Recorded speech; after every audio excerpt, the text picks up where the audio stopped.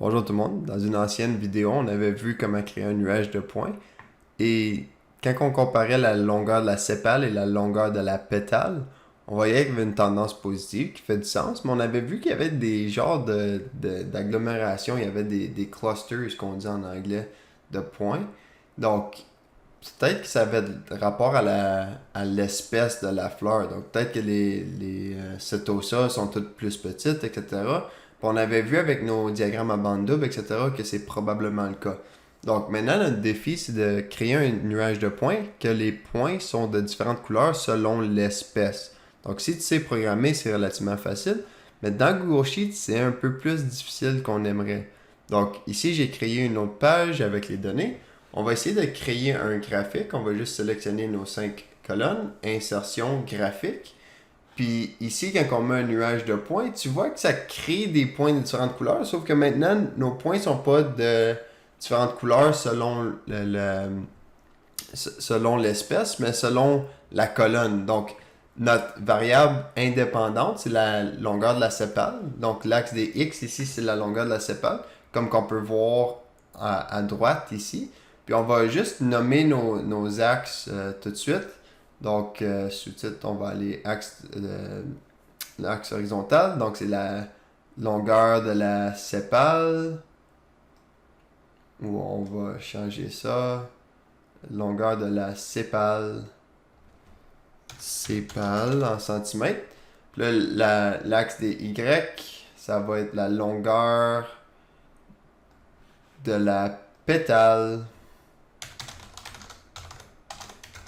en centimètres. Donc ici, qu'est-ce que je vais faire, c'est que je vais juste cliquer sur la colonne C, puisque ça, c'est notre variable d'Y. Puis je vais faire un CTRL-C ou un clic à droite, tu peux copier. Puis je vais la coller dans la colonne F, donc CTRL-V. Donc là, j'ai la colonne C deux fois. Donc ici, on va renommer nos colonnes pour que ça soit en lien avec l'espèce. Donc Setosa. Puis ici, c'est versicolor. Puis l'autre, c'est Virginica. Donc, tu vois que maintenant, mes titres sont corrects, mais c'est pas les bons nombres. Donc, on va juste enlever tous les nombres. Je veux vider ça. Puis après ça, on va coller, pour les setosa, on va coller les valeurs. Puis nous, ils sont déjà en ordre, fait que c'est beau. Fait que CTRL-C, on va coller ça dans la colonne de setosa. Fait que je colle ça. Puis là, ici, versicolor, on va coller ça à la bonne place. Versicolor, là, on va coller ça ici. Les versicolores commencent là. Voilà. Puis là, Virginica sont ici. Je vais les une plus haut. Je vais les coller dans la bonne colonne. Voilà. Et si on remonte dans notre graphique, maintenant, nos points sont de la bonne couleur. Donc, le truc dans Google Sheets, c'est de créer une colonne puis de laisser des espaces vides pour les autres. Donc, c'est comme ça qu'on trace trois ensembles de données dans le même graphique dans Google Sheets. Donc, maintenant, je peux simplement supprimer cette colonne-là. Tu pourrais la garder, ça fait rien. Donc, on peut ajouter notre titre. Je vais juste le copier-coller. C'était longueur, la longueur de la pétale, etc. Je vais juste l'ajouter. Titre du graphique.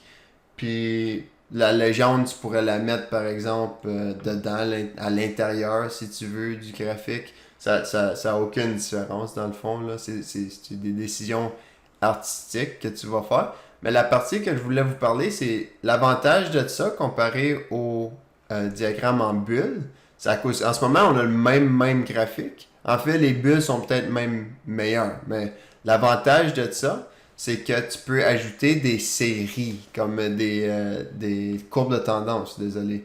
Donc, ici, série, tu peux maintenant ajouter une courbe de tendance pour chacune et non seulement la courbe de tendance globale. Donc, on va ajouter l'étiquette, on va mettre l'équation. Donc là, on a trois équations, puis on va afficher le R au carré. Puis ici, tu vois comment on a des points un par-dessus l'autre. N'importe quand que tu as des points un par-dessus l'autre, tu peux peut-être rapetisser tes points. Donc, au lieu de 7, on peut mettre 4. Donc, ça n'a pas de l'air qu'on peut changer l'opacité de tous les points en même temps. Mais si on va dans cette hausse, on peut changer l'opacité, on va la mettre à 70% ou on peut même la mettre à 50%. Là, on va le faire manuellement pour les trois. Puis Virginica, c'est 50%. Puis là, si on, comme ici, c'est bien. On peut aussi, je vais juste copier le graphique, le faire deux fois. Oups, je veux pas, c'est pas ça que je voulais faire. Copier le graphique, puis le coller. Puis ici, on va le déplacer vers sa propre feuille. Puis voilà, ici, c'est un beau graphique. Tu peux même survoler les points, etc. Mais on voit que les Setosa sont plus petites, généralement parlant.